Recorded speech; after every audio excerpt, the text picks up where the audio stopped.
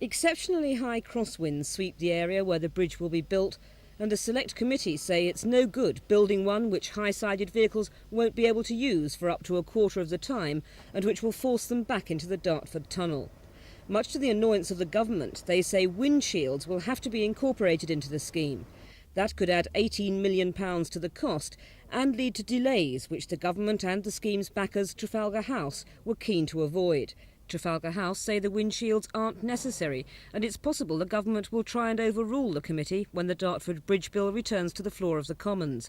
But if they do, they'll only fuel growing unrest among committee members who've already taken the unusual step of calling for an inquiry into the way the whole issue's been handled. Well, it's a very unusual inquiry. What concerned myself and some of my colleagues was that the whole government approach was badly organised. There was refusals to give information until the committee so ordered. Stories were being said that we proved untrue. We had to actually get witnesses under oath to get the truth about whether or not minutes were taken of meetings. The whole thing left a nasty taste in the mouth.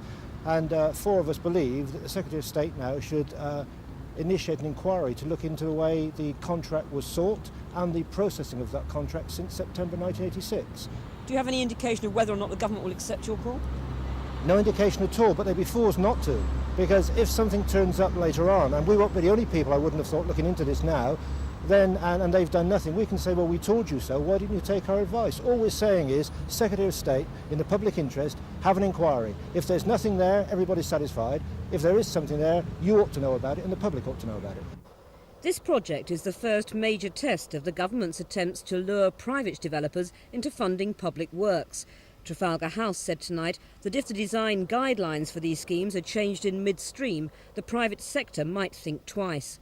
The Select Committee debated the bridge proposals for 111 hours in all. The arguments may not be over yet.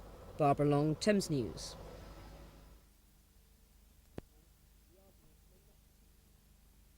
The arguments may